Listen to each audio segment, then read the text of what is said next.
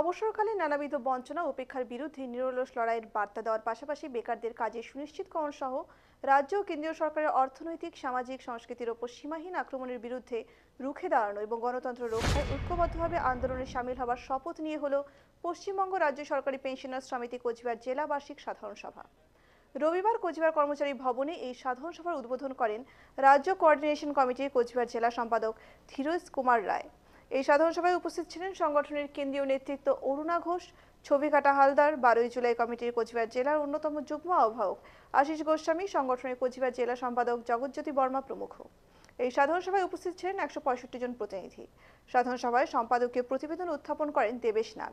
পেশ করা প্রতিবেদনের ওপর আলোচনায় অংশ নেন 5 জন প্রতিনিধি। বকেয়া মহার্ঘ ভাতা মিটিয়ে দেওয়া, নতুন পেনশন স্কিম বাতিল করে কেন্দ্রীয় সরকারি পেনশনার্সদের জন্য পুরনো বিধিবদ্ধ পেনশন স্কিম ফিরিয়ে আনা, বেকারদের কর্মসংস্থানের সুযোগ, মূল্যবৃদ্ধি ও ট্রেড ইউনিয়ন অধিকার সুরক্ষিত রাখতে তীব্র আন্দোলন গড়ে তোলার প্রস্তাব গৃহীত হয় এদিনের এই সাধারণ সভা থেকে বলে জানান সংগঠনের কোচবিহার জেলা সম্পাদক জগজ্যোতি বর্মা।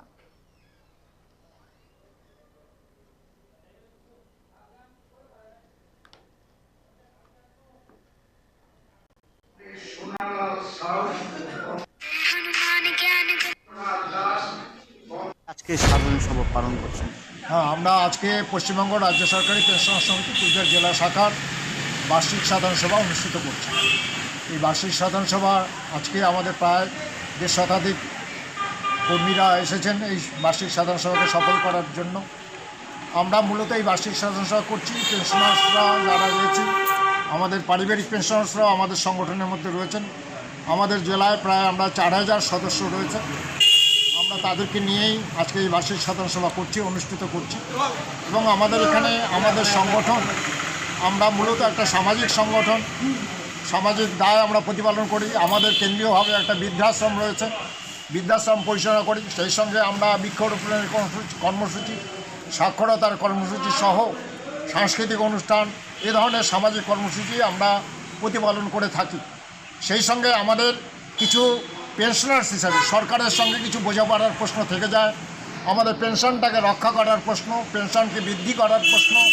সেই সঙ্গে আমরা স্বাস্থ্য প্রকল্পে, পশ্চিমবঙ্গ রাজ্য সরকারের যে স্বাস্থ্য প্রকল্প রয়েছে সেই স্বাস্থ্য প্রকল্পের মধ্যে রয়েছে।